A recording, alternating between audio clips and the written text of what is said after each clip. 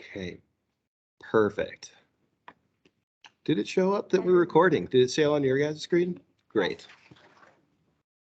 Okay, they got us kind of closed off in here so we can go through some items, and I'm taking over for Nathan. This is not my forte, but I'm pretty sure the very first thing we need to do is call the meeting to order and take roll. And so I'll kind of go through our list of people, and we can, if you're here, please say present. If not, I'll mark you as not present for our membership, and then we will need 5 members to be at a quorum. I think we'll be just fine. So perfect. We got Susan Mace joining. Susan, we will plug her in and get her started too. Welcome, Susan. We just called the order and are getting ready to do a roll call. So I'll start off. I've got these each by seats. So seat 1 is vacant. Seat 2, Christina Barsky. I'm here. Perfect. Seat 3, Denver Henderson is not going to be joining us today. He wasn't available. Seat 3, Kathy Nygaard. Great, thanks guys. As you may have seen through the emails, Kathy has gone from the alternate position to a full-time position here. So thank you for signing up. Seat 5, Amber. Great. We have a vacant committee at large. We have Travis Hoffman not present today, and he may be joining us in a little bit. I haven't heard. Clara Bettler, who's in as our who's in as our student representative. Clara, welcome to the team. Thank you. I'm present. I'm here, and I'm excited to be here. Great. And Travis, welcome. I just was going through the roll call. I just called off your name. And you're here and present. I am here. Great, thank you. And then Rebecca Dawson. We got you both, guys. Oh. Todd Mowbray said he could not make it today. Kathy Whitman. I'm here. Great. And then Marilyn Ryan. Yes, here. Great. And Marilyn would be a voting member today because Todd could not make it. I might have put the cart in front of the horse, Kathy. I said that you were going to be our person. I thought you weren't going to be here today. It was last minute. Great. I'm glad we got you. So then the other thing, members of the public present. We do have one member of the public present. Longine Kopensky from the Central Committee is in the background. Oh, I'm sorry, Susan. Look at that great background you have there too. And also Susan Mace. Susan is a member of the public who is present here. She had applied for one of the positions. Anytime we have people who are applying for a position, we always encourage them to come to a meeting to see what this might be like. So she's attending, and we are, as stated in the email, going through our interview process right now. Okay, me trying to take over for Nathan. Christina, sorry, I was thinking that you weren't going to be here too. We have a lot of people on the road. I will hand over to you on the agenda for approval of agenda, if that works for you. It sure does. And please just let me know if I'm having either picture or sound problems. I'm in a rural place, so I know that it can go in and out. It's great to see everybody here. And so with that, I'm sorry, was I speaking over somebody? Nope, I just snuck away back on our air. Sorry. With that, what I'll do is I'll ask if there's a motion to adopt our agenda for today's meeting. So moved. Second. All right, hearing we have a second, I'll ask for all in favor. If you're on Teams, raise your physical hand. So all in favor of approving adoption of the agenda, say aye. Aye. Aye. Opposed? Abstaining? All right, excellent. The first item on our agenda for this meeting is to approve the recorded meeting minutes from our April meeting. I hope that those of you that weren't able to attend in person were able to take a look at those and review them before this meeting. This is a bit of a I guess, just dotting your I's and crossing your T's since they're recorded minutes as opposed to minutes taken by hand. So are there any concerns or discussion around the minutes from our April meeting?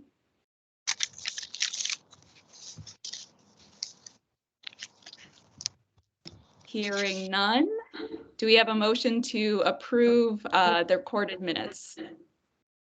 So moved. All right, I heard a second. So all in favor, either say aye or raise your physical hand. Aye. Opposed? Abstaining? All right, so then what we'll do is open up for public comment for items that are not included on the agenda. And Bradley, since I'm not there, do you want to help facilitate if our member of the public, Von Dean, there has a comment, and Susan Mace, I think there are two members of the public. Yep, exactly. So Susan, I'll start with you because it's a little easier when you're online. Do you have anything that you wanted to comment on or any questions in general? I listened to your video recording that you emailed me, but so I feel like I kind of know the stuff that you've been talking about lately, but other than that, I feel like I need to listen to what's going on to get up to speed. No, that's fine. Von Dean, did you have any items that were not on the agenda that you might like to cover? I do not. Thank you for asking. Okay. So there we go. That one's out of the way, guys. This is going to be a pretty quick meeting. This is efficient. I like it. So then with that, we'll move on to our old business. Bradley, you had spoken briefly about these. Do you want to cover these? Sure, I'd love to just kind of jump back in. Couple of quick updates. We have 2 open positions as of right now. We work to schedule interviews with the Board of County Commissioners. So there's a lot of coordination to get all 3 commissioners in the same meeting for the same interviews. And we were really hopeful to get our interviews completed and an appointment for this meeting, but we were not able to get all of the interviews completed. What created the vacancies is that we had we had 2 resignations from within the committee. Shibu as well as Susan Favreau. Shibu Aarons and Susan Favreau had both resigned their positions. We transitioned Kathy from the alternate into the full-time position. Lots of familiarity with what is happening, a lot of familiarity with the issues that we have been going through. And then we started and reopened the application period in June ending in June for the at-large position and the at-large alternate. Still seeking to get somebody from underserved communities or rural community representatives. That same goal that the commission had when we were expanding the membership, they wanted to keep that in mind for the upcoming selection and interviews. And so we are going through, we have a couple of candidates we had interviewed before that were still in the pool. We contacted a few others, and I believe there's one more interview scheduled before the commission will make a decision.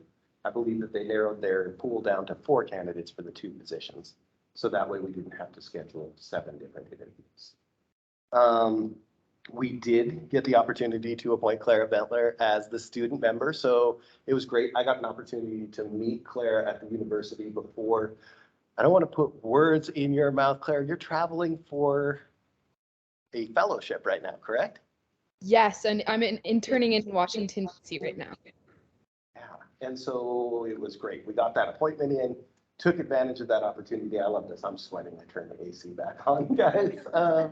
Took the opportunity to go through and to do a quick meet and greet, revisit a couple of ideas, just kind of help bring her up to speed, because with that student member, we've had kind of a regular rotation or some vacancies in there because of the specifics of who is needed to fill that seat.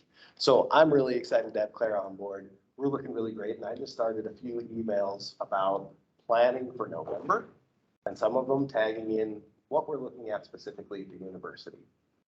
We always do a couple of different satellite events. We do one in Sea Lake, one in Frenchtown, and we did one at the University of Montana starting in 2016, I believe, because the University of Montana students were one of our heaviest utilizers of same-day registration. So rather than push it the same day, try and get it done before election day. And that way we're out in the community in our rural areas and with our heaviest utilizers there. And we're starting on that coordination and planning. And that's where the student member of the EAC, that was a lot of that idea behind creating and establishing that position for that student member. Somebody who has a little bit more familiarity than myself, who graduated a decade ago. So welcome to the team, Clara. And then also we had a couple of change ups with our Republican Party representatives. And so now Rebecca is our, it's not our alternate or a full-time position, I'm sorry. And Kathy has stepped into that alternate position. And so we also added in Marilyn and Todd. So we've got a pretty full slate. We should have those next 2 appointments this next month. I think the next interview is tomorrow. And those calendars are tough to catch. But that was our biggest item, was some of the changes in our membership pushing forward to our new makeup. Questions about that? Oh, I love it, man. We're going to fly through things. So yeah, he'll be like, I'm going on vacation. Every Tuesday we have an EAC meeting, he'll say. Oh, I'm sorry. I'll pass it back over to you, Dr. Barsky. Well, the next item on our agenda is our election administrator update, which this meeting is the first time we've worked on employing some of our contemporary technology, and Bradley pre-recorded his update for us and sent a link out. And I know it was a little bit, for those of us that maybe didn't have a chance to take a look at our email today, that it was a little bit of a short timeline, but I hope that folks got a chance to hear sort of Bradley's brief update. Are there any questions or discussion around the election administrator update? And I'll tag in Dr. Barsky if needed, and you didn't get an opportunity to watch that. I do have it queued up. I can run through it really briefly too, but just to help make sure that people are aware, we were really hitting a few main items about, you know, preparation for the next election, changes in our groups, and then discussing the omission of the Republican Party Central Committee races on the primary ballot and where we will go with that. As I see Rebecca across the way and sweat even more. I'm not that scary. I have not had a chance to watch it. I will review it later this evening, but and email any concerns I may end up having, which I doubt there will be any. But if you want to hit the highlights, then I think that would be a reasonable way to go through it. You bet. I think that the biggest item to hit out of this, the really biggest item that's pertinent towards the discussions we've had, is that we did omit 2 races inadvertently off of the primary election ballot. We had provided out 3 different remedies to the Central Committee as different options on how to remedy this situation. Those options were specifically a mail ballot election just for those omitted races to the voters in that precinct. They were an internal appointment or an internal election, as Montana Code Annotated does have established for them. We did hear back from the Central Committee on Friday, and they proposed a unique compromise, which was adding the omitted race, which is now the race because of moving from within the district, to the November ballot. That way it is not an additional cost on taxpayers. We can still have voters have the opportunity to cast a ballot on that election. And that way we can make sure that it is going through a voting ballot election and not an additional cost to taxpayers. I'm currently in discussions with the Secretary of State's office and County Attorney's office. Montana Code Annotated does not have a remedy for a situation like this. We're in new territory. As discussing with the County Attorney's office, this is hard because it's nothing previous precedent. But the benefit out of this is that we may get a new Montana Code Annotated legislative remedy for this in the future. And we do establish a precedent for other counties if something like this were to come up. We had stated that we are looking into any legal.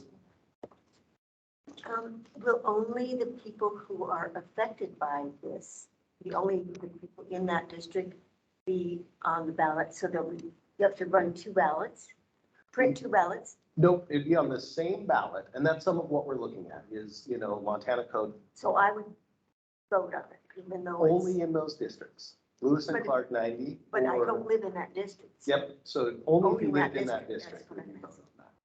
The big area with that is that in Montana, we're an open primary state. We do not track who is a Democrat or who is a Republican. And so we would send a ballot to every eligible voter, and it eliminates that partisan aspect of the primary election where it's only printed on the Republican Party primary. There was no remedy or other solution for this that we could come up with aside from those three options. And so we're currently working with Secretary of State and County Attorney. If there is not anything that prohibits, we'll likely proceed forward with adding those omitted races to the ballot. Thank you for calling on me. I just want to clarify that there now is only one race that needs to be taken care of because the second race, actually it was Rebecca's race. The woman that had filed against her was not eligible. She moved and didn't let the elections office know that. So by virtue of the fact she doesn't live in that area, she couldn't be on the ballot anyway. So Rebecca was elected by acclamation. So we only have one race in play. That's awesome head nodding. Did you guys all hear that from Von Dean over there? There were two omitted races.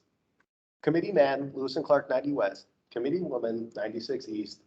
But one of the candidates out of the two candidates for 96 East is no longer eligible. So it would be adding that one race to the November election ballot. And then mail ballot voters would receive it in the mail. Polling place voters would have it on their ballots when they go to the school. And that's only in Lewis and Clark, whatever it is, sorry, I Yep. can't remember all the numbers, there's too many numbers.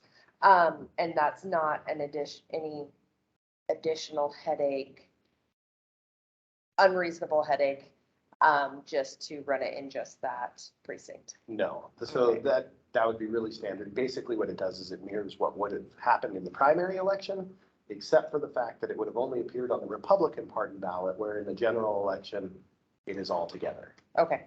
And so, So Democrats would be allowed to vote for the Republican.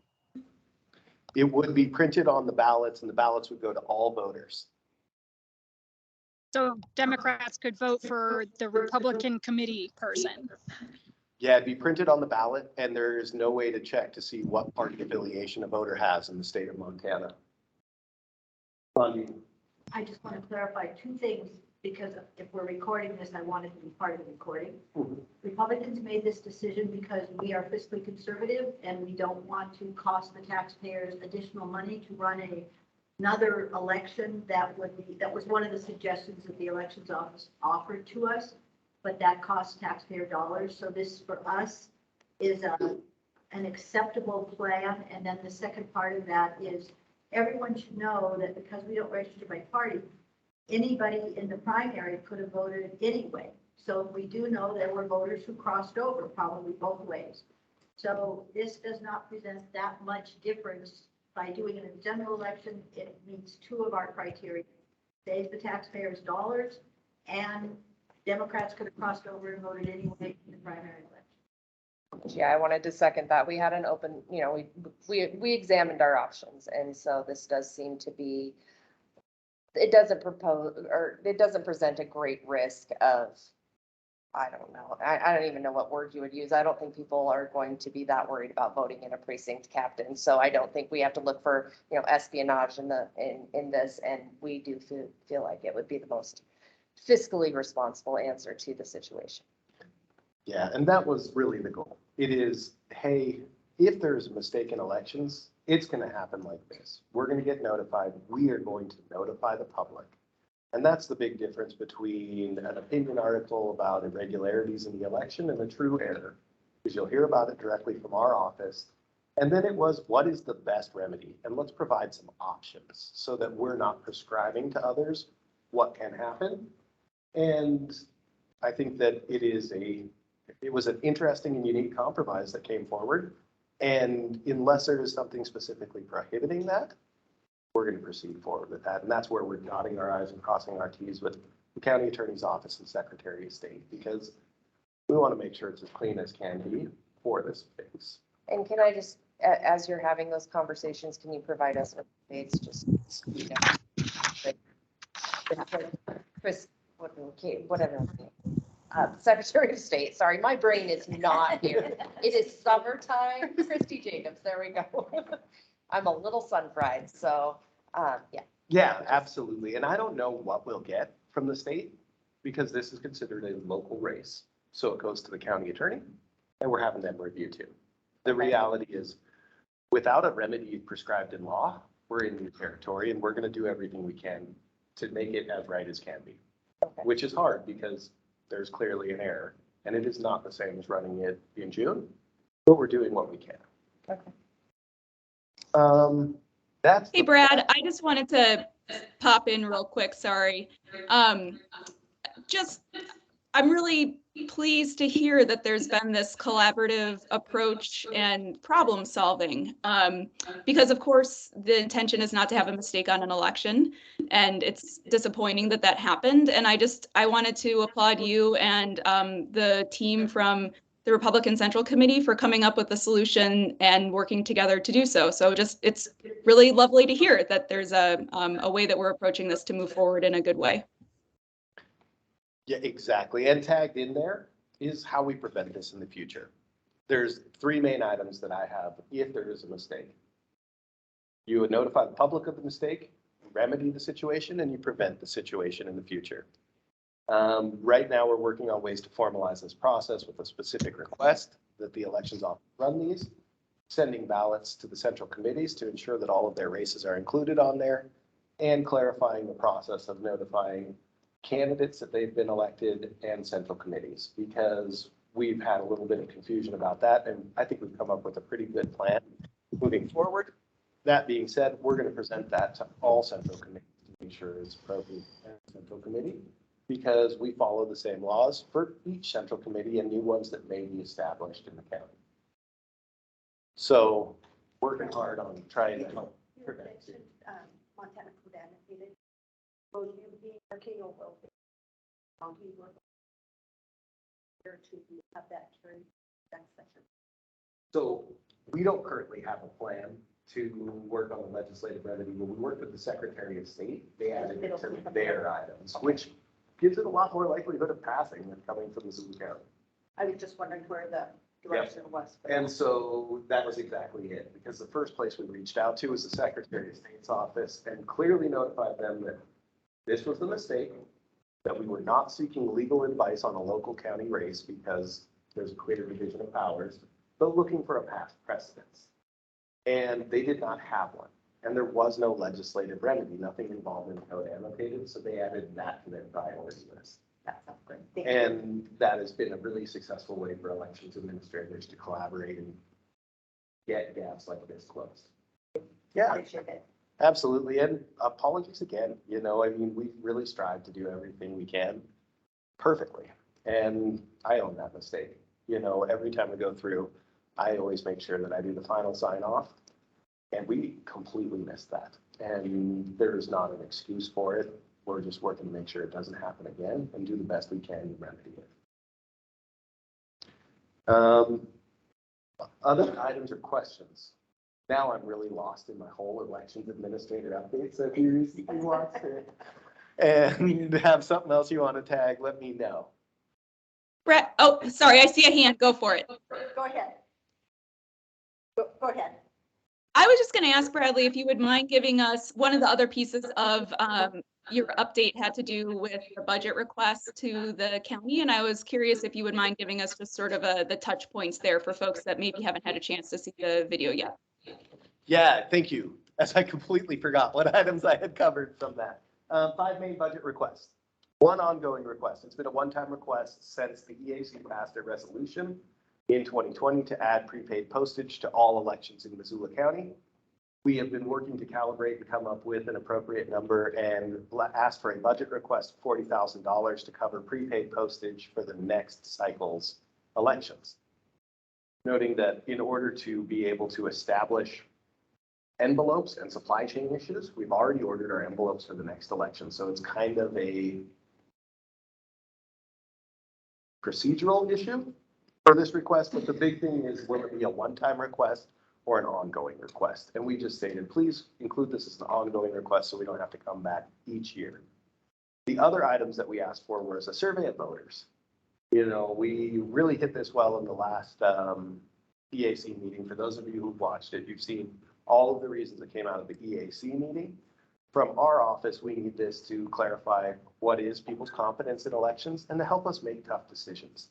Some of those tough decisions are specifically around polling places, redistricting, and making sure that we have an appropriate amount of staffing for the number of voters who are utilizing our polling place elections. I rattled off some numbers and some statistics from the canvas. One of the biggest items that came out of this was the fact that we had 27 polling places for Missoula County. And in total, we had 2,359 polling place voters. So that's one polling place per 100 voters that voted in the midterm primary election. We staff every polling place for an appropriate amount of turnout. The turnout number from this election for a polling place voters was 8.12%. We have seen a large switch from polling place voting to vote by mail voters. And all of our inactive voters who are not automatically sent a ballot in the mail are included in our polling place numbers. So that number is artificially low by about 12,000 voters. That being said, in 2023, it will be a requirement for election offices to reestablish precinct boundaries and balance those precincts as evenly as possible. In Missoula County, we utilize our precincts and our polling locations as a general geographic area, and this will be the opportunity for us to work with voters and see what is that appropriate level of staffing. Do our voters want us to consolidate? Do they want us to have one location like other counties? What is that level? And receive that data from the voters to help us make an informed decision. I have the information on the number of staff hours. I have the information on the number of voters. What we don't have necessarily is what the voters want. And our job in public service is to serve those voters. So we're going to try and ask them. And that is the budget request for the survey of voters. That's information that I have really highlighted and included the resolution that was passed by the EAC. We also asked for additional funding for our videos, expecting that we will have some legislative changes next year. We want to be able to update those and have them reflect any legislative changes. We asked for a letter opener. This is a big ask. We have thousands of absentee ballots that we process, and we utilize a business class letter opener. We had requested a industrial scale letter opener to help assist us with opening up the envelopes as they come through. We also utilize this to help us with our early ballot preparation. As soon as it is permissible, we slice the top of those envelopes open to expedite the process of removing those ballots. In addition to that, it has other features like a very high cut and count rate, and it has an included counter. So if in the future there was something like a records request for envelopes and a disagreement on the number, we could have a machine conduct the counts. Knowing that machines are better at repetitive tasks than humans. So we had asked for that request and really slated that pretty high. I just rattled off 4. If there's one more that I have that I'm missing. Warehouse security. Warehouse security, thank you. The warehouse security was prompted by House Bill 530. House Bill 530 required the Secretary of State's office to draft administrative rules on election security.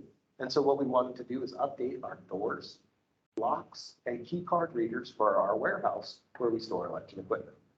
And so that was $29,000 for election security. I had ranked it as the 5th request. However, it is likely going to be a requirement through the legislature that we update and keep that going. So those were our big budget updates from the primary election. One of the big things to note was that it had been 4 years since a polling place election. I went to a lot of the polling places. We have an issue with keys early in the morning. And so I saw some people out at the polling places. We went and visited quite a few different locations. And you can tell it had been 4 years since we had had a polling place election. And so we will be offering supplemental training to help make sure that managers know and understand how to set up and re-deliver materials. We hit this hard during election judge training, and it was done okay, but we want it to be done better. So we've got in updated supplies. Our ballot boxes came in on Friday, so that eliminates our whole snafu with the keys. And now we're going to focus a lot on how do we streamline that into the night process, that closeout after a 14-hour day. Because guess what? every polling place manager who comes back to our office after a 14-hour day does not want to take an hour here to check in all of their supplies. So how can we streamline that process? And I really think what we're going to be looking at is additional staff. We have 27 polling locations. We've got 14 people who can help staff that, to help guide those people through on a quicker basis. Questions about the update? Yes, I'm sorry, I didn't see You're Is there a cost on the opener? Yeah. I think we should just go down all the items. Sure. So the survey for voters is $24,500. The ballot opener is $14,584. The video updates are $10,000, and the warehouse security is $29,290, which brings us to $78,374. Now that was the one-time request, right? Yes, Yep. that's the one-time expenditure. And so there is the $40,000 for pre-bid postage. Note that will either be a one-time, we've requested it as an ongoing.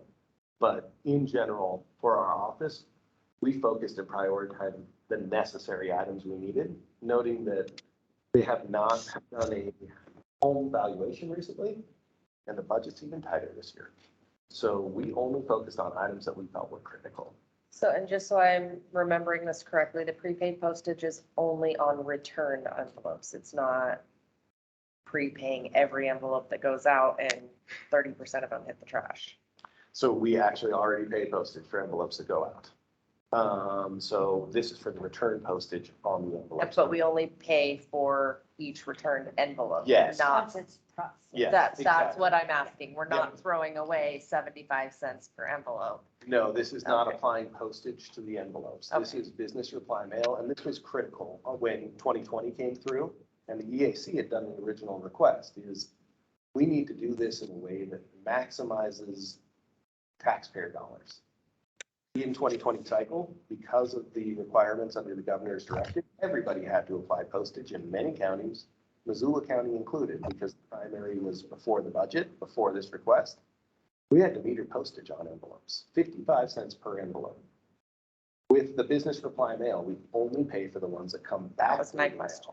And if you put postage on there, we do have the opportunity to request a refund. It's a smaller amount when it's prepaid, or when it's, when you pay the. Right. I just wanted to make sure we weren't, No, No. yeah. yeah, but it's not on every, when we did that in the primary, that was really hard. Yeah. I think counties across the state were in the same situation. There was funding from the federal government. You guys have heard me say it again. Federal government funding is taxpayer dollars. We want to watch taxpayer dollars. And so this is our best way to make sure that we are being as efficient as we can, but also that request from the EAC to fund that prepaid postage. And noting that in 2020, when we added that, I did have the big caveat on there that this is a service to voters. It is very hard for an elections office to remove a service to voters. Ordered envelopes for November and February of this year. So we've been proceeding forward with that, and those are the requests that are out. We should have a response to those requests in approximately a month. The 15th of next month is when we're slated to receive a response to each of those requests, and then the official budget adoption is in September, on September 15th. As soon as we're able to proceed forward, we will start working on some other items, because should we have a survey, we're going to want to work to establish what questions are on that survey and help take out bids to see what's going to be our best vendor. And this is time sensitive. So I work closely with our budget team, and anything that we might need to push ahead forward on, we can get that response as needed. Great questions. Bradley, Yeah. thinking about the budget process and where the county is right now, is there anything that you need from the EAC in terms of support for your request? Or I guess I'm asking, are there any action items you need from us in terms of the budget request that you've submitted? No, I think that the supporting resolution about the survey is helpful. When we went through some of these other items, I mean, security is clearly defined under House Bill 530 and the administrative rules. Prepaid postage has had a clear issue with how we're printing those envelopes, when we're receiving those. And then when we boil down into the specifics on the envelope opener, we did request support from Yellowstone County, who had purchased the same model and utilized this. In Missoula County, we've always worked hard to share any expensive equipment like that. So we went through an interdepartment agreement and said, can our central services utilize this letter opener when it is not an election cycle? Can our treasurer utilize this letter opener when it is not an election cycle? Central services sends each of the mail to the different departments, so no, they could not utilize it as a main area. Treasurer was very excited, and guess when their tax bills go out? So we worked really hard and stated that, well, we'd love to include this and have this be a resource that's available to all departments. It would be housed here, and it's very unlikely that it would transport. But also we're following the guidance of people who've done it and done it well. So when Yellowstone County highly recommended that, we utilized that as support for those budget requests. So we're doing really good. I think really now it is, they are hearing each of the individual requests, they're reviewing, they're seeing what pool of money is available. Missoula's election office is part of the general fund budget. So we share this pool with considerable other departments, and that's why we focused on just those 5 requests, what I highlighted as critical requests.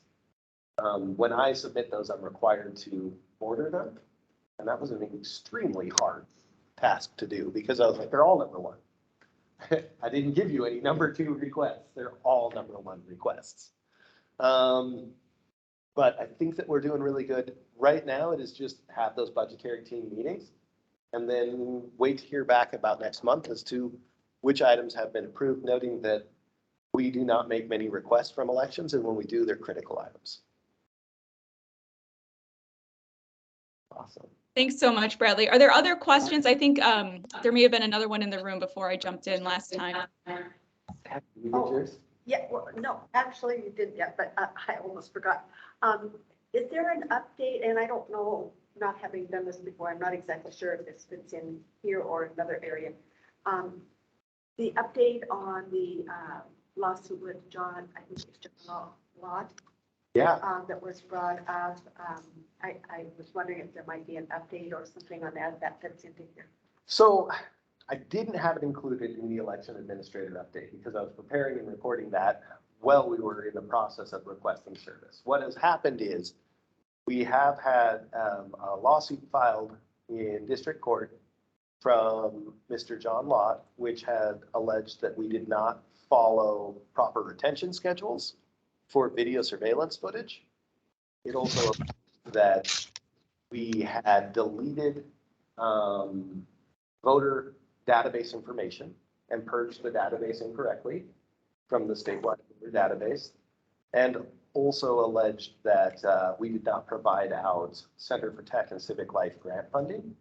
And while we can't specifically comment on ongoing legislation, this will put on the record that stance in that process that we've been following. So we received that filing, and I think we did receive service last week.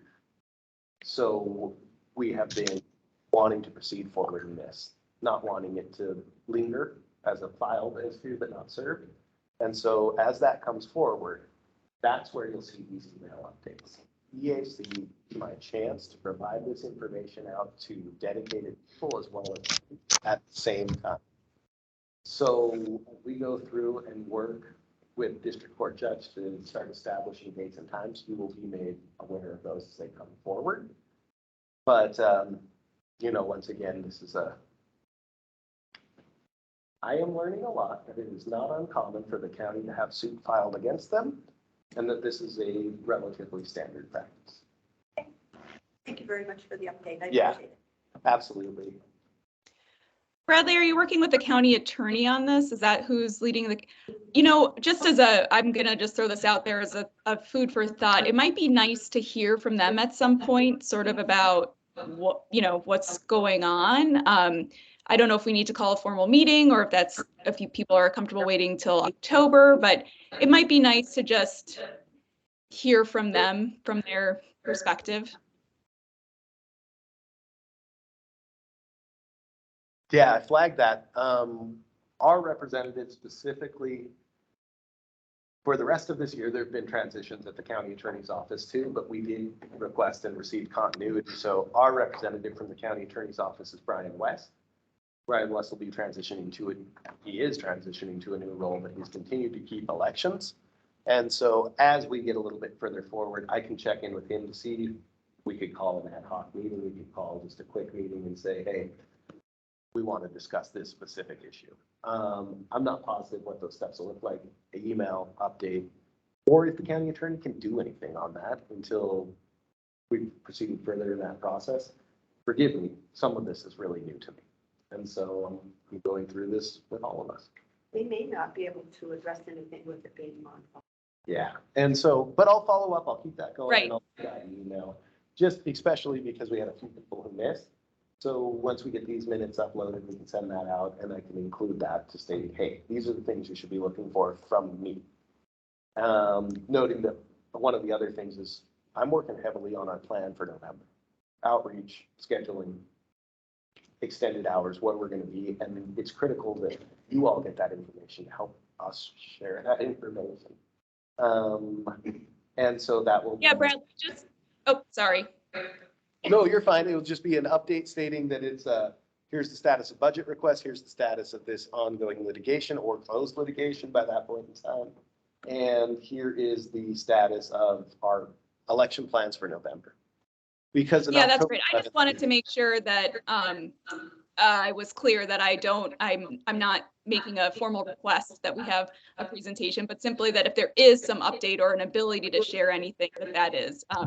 And I understand, of course, that ongoing suit may not be something we can share publicly. I have something else that may or may not be addressable. With something like this, does the funds for this come out of the general fund from taxpayers? Because somebody's got to pay for the attorneys. And then do you have to hire additional staff while you're addressing this issue to cover the needs on a daily basis? Because this is something kind of new, well, I guess maybe new to me. Maybe it's not new to the election. and so some of this I would need to clarify with the county attorney's office. As I stated, this is pretty new to me. This is a portion of my duties in the office. And so we always have the opportunity to call in additional staffing to help support the office if needed.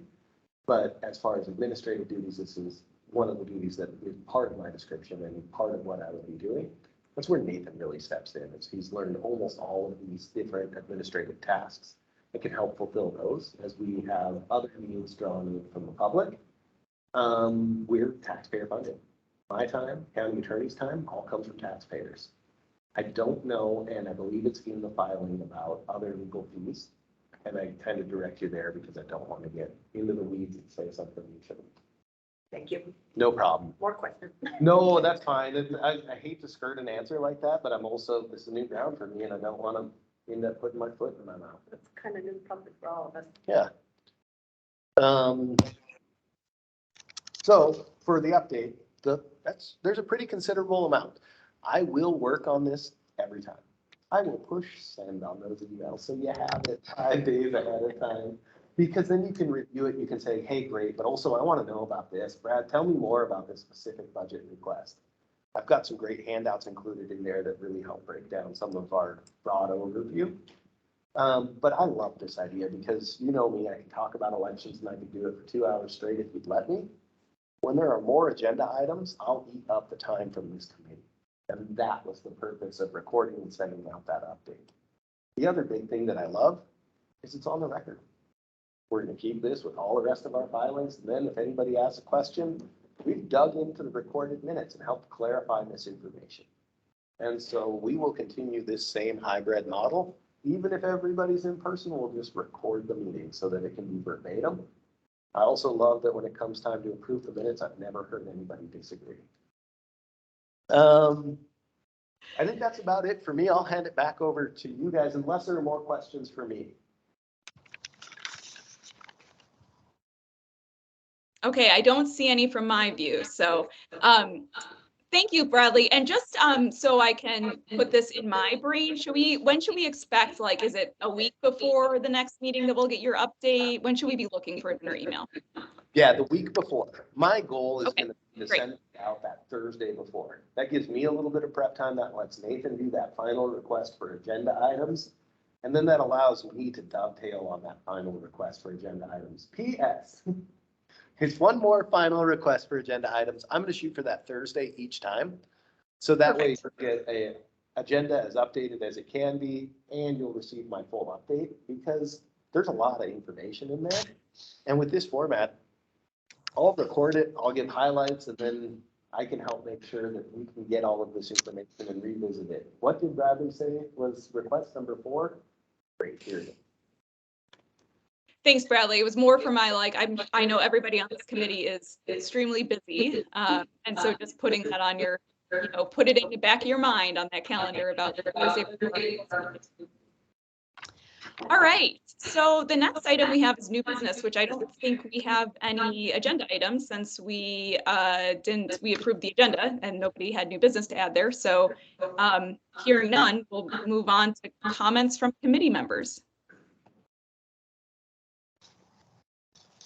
Well, I'll just comment. I apologize as an alternate for not being here. I didn't realize I was supposed to come.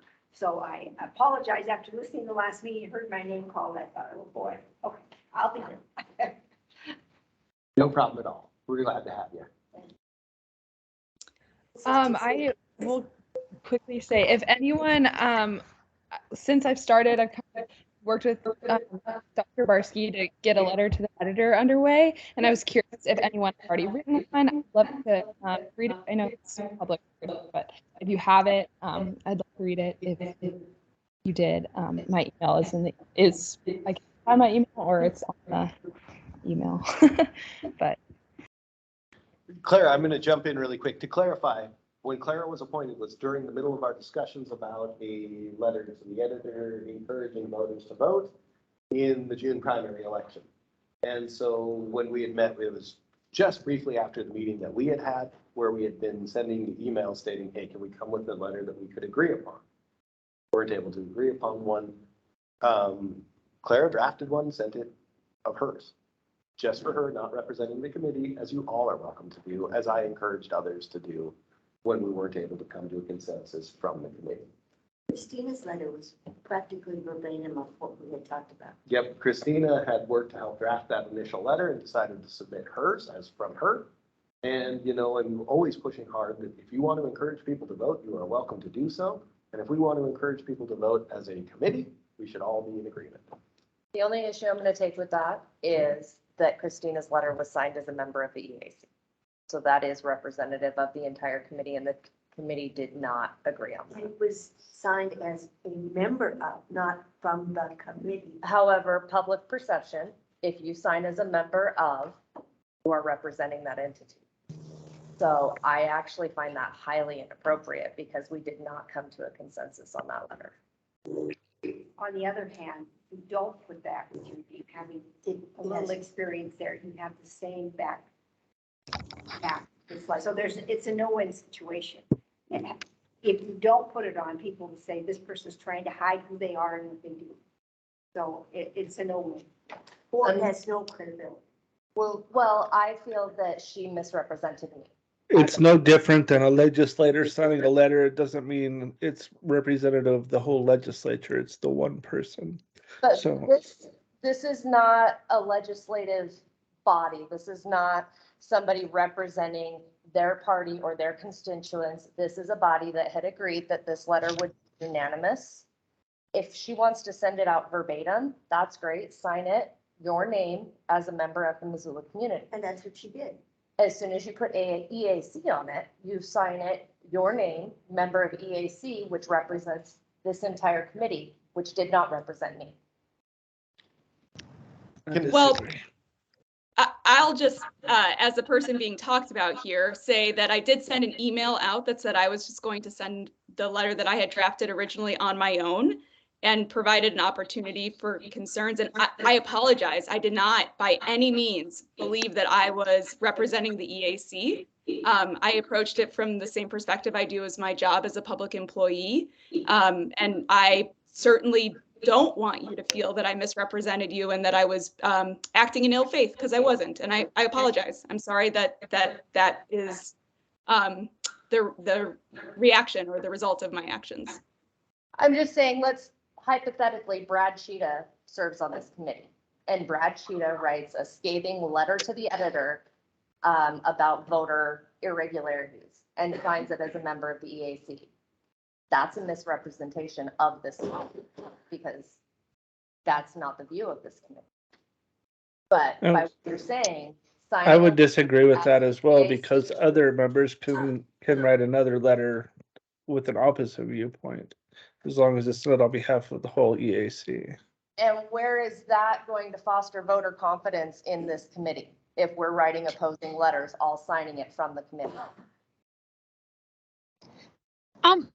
Can I add something? I happened to notice earlier today, someone I know who's on the Board of Education for Missoula County Public Schools actually had a similar circumstance, but she had just been really specific in her letter that she did not have the power to speak for the Board of Education, that what she was saying was her own words, and all, but again, like, legitimizing her viewpoint with her role on the board and her participation in all of their activities, but that it still just, she was not speaking for the board, but that was just really specifically spelled out in her letter. So maybe we would just make it a policy in the future, if you're writing a letter to the editor, that you would have some wording at some point in your letter that would say that. I appreciate that, Susan. I mean, as the offender here, I don't want to propose that sounds like a remedy to me, but that would be something that sounds like I'd be more careful than my actions. So saying something that this is my presentation as an independent citizen, and not representative of the whole. That would make a very big difference in the eyes of the public. Yeah, I think that seems like a really great compromise to help make sure that when you guys are deciding to send something individually, that you state, if we're signing it as the EAC as a whole, it could come out as the EAC as a whole. And I think that you could do that simple caveat of, these viewpoints are my own and may not reflect everybody on the boards. Also noting that we want to encourage people to vote in the elections going forward. And so I don't want to beat a dead horse. I think that's a good point. I've heard Christina state that, that was not the intention. And I think that aspect of these viewpoints may not represent the body as a whole, if you're sending an individual letter, are very, very helpful in making sure that you can see that there may be a disagreement with viewpoints about encouraging people to vote for that election. And thank you for saying something, because I wouldn't have known. And again, I apologize. I can't go back and change time. And I certainly don't mean to cause offense or misrepresent anybody. It was not my intention. And so I genuinely apologize. And I appreciate this conversation to have a better path forward. And thank you. I appreciate that very much. Like you said, the goal was to encourage people to vote. However, the verbiage was never agreed upon. And so the point being, if we're going to put something out there as a committee, then it needs to be agreed on within the committee. And if it is not, it can be a product of committee discussion, but it needs to be very, very clearly laid out that this is your personal opinion or your personal views. And you may be a member who serves on the committee, but this is coming from you personally. Thanks. What was that, Clara? I just said that was a lot of clarity that I needed, so thank you. Yeah, and I think that's, in general, great practice. That being said, as we go through this, mistakes were made, this is the way to remedy it. I mean, same sort of thing, making sure that, hey, you are all entitled to your viewpoint. And a clarifying statement in that letter can go a really long way and help show that it's not the body as a whole. And in the hopes that potentially in the future, we may be able to draft a letter from the body as a whole to encourage people to vote in the next election. Noted.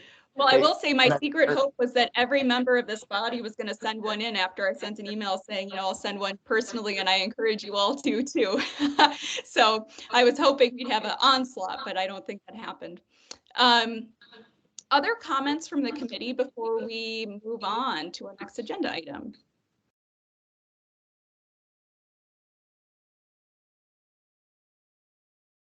Okay, I'm a little nervous about how big my face must be on your camera there.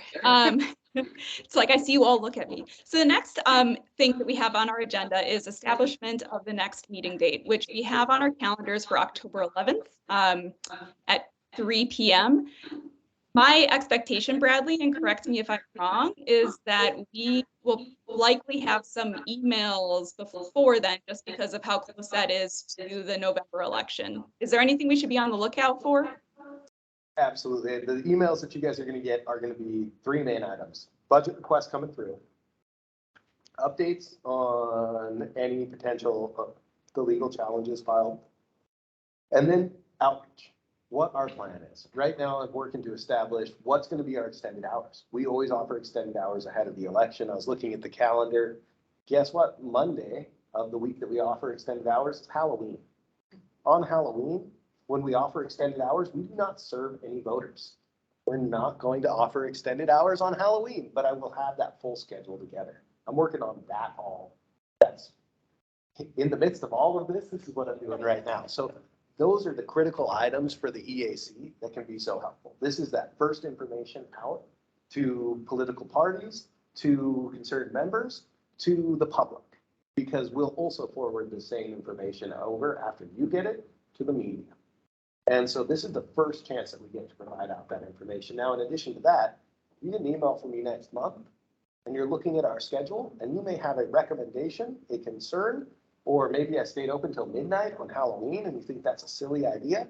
That's a great time to help guide.